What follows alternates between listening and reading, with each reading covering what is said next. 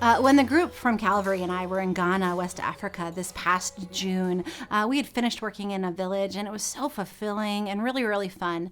But it wasn't a very big village, so it didn't take us very long to do the work that we had come there to intend to do. And we don't hang out and linger too long in villages because we kind of become an attraction, which takes people away from the farming and the other things that they need to do for their daily lives. And so we don't want to put that burden on other people. So it was about 2 o'clock. And we packed up and we decided it was time for us to go back to the hotel. The hotel was about 45 minutes away from where we were at, and that was good. But then that really left us a lot of time in the day with not a lot to do. I mean, yeah, we were planning on just taking some naps and journaling and reading and playing games before we had dinner in the evening together. But then as we're driving our bus back to our hotel, all of a sudden, Jan one of our mission partners, she gets a phone call and she said, "Oh my gosh, team, they're building one of the Calvary wells not too far from here. Do you want to go see them drill this well?" And we were like, "You bet, we'll go see where this well is being built."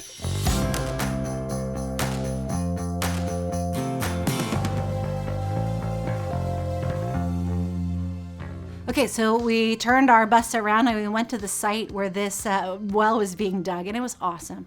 There were probably about 20 or 30 men. There was this huge rig with all these loud noises, but there were also about 40 or 50 kids gathered around, as well as the local pastor and the local missionary. And so we all gathered around to watch this big noisy well drill through the hard, dry, dusty Ghanaian ground. And we're all sitting there, and as we're watching, we remarked on how these well drillers, they were using techniques that OSHA here in the United States would never, ever approve. They used these giant pipes on their shoulders in order to get those pipes into the ground. And before long, we were standing there maybe 10, 15 minutes, water started spurting out, and you could hear the kids giggle with their whole bodies at the water that was coming out from there. And then a little bit longer, and all of a sudden the drill stopped. It stopped completely. The well driller came over to us and said, "Oh, we've hit a rock. We're going to have to pull it all out, and we're all going to have to restart and drill the well all over again." So I looked at the group and I was trying to decide, what do you guys want to do? And so everybody decided that they wanted to stay. And so what we did is we went and we were able to get some chairs from the church that wasn't too far from there. And we sat in these chairs underneath a tree.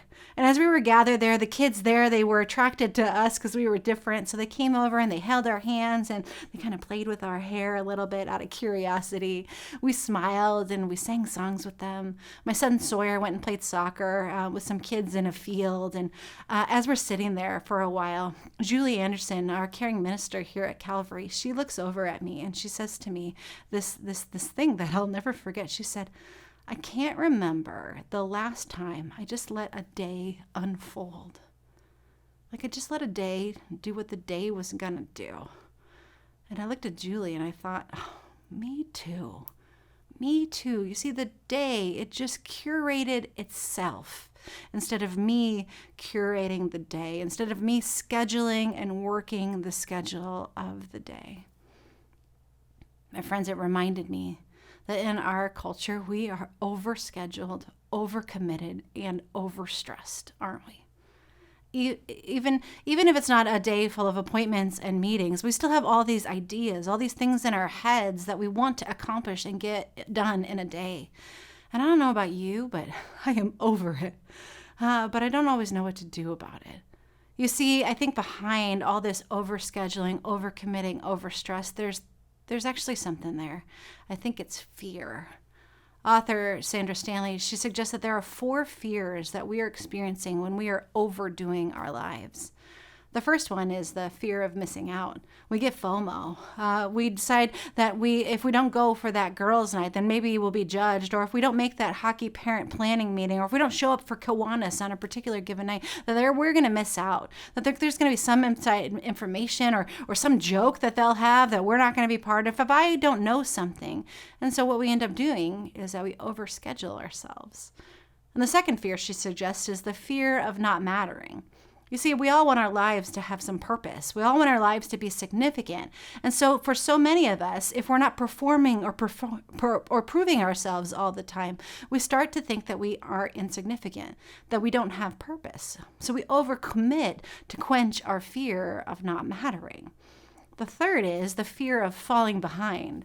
This is when we play the comparison game. We're afraid that we're not going to measure up with the people that we surround ourselves with. We look at that coworker, how they show up before or stay later than we do, and we think that they're going to get recognized for their loyalty or their service, or they're going to be more deserving of that promotion if we'll fall behind if we don't do exactly what they're doing.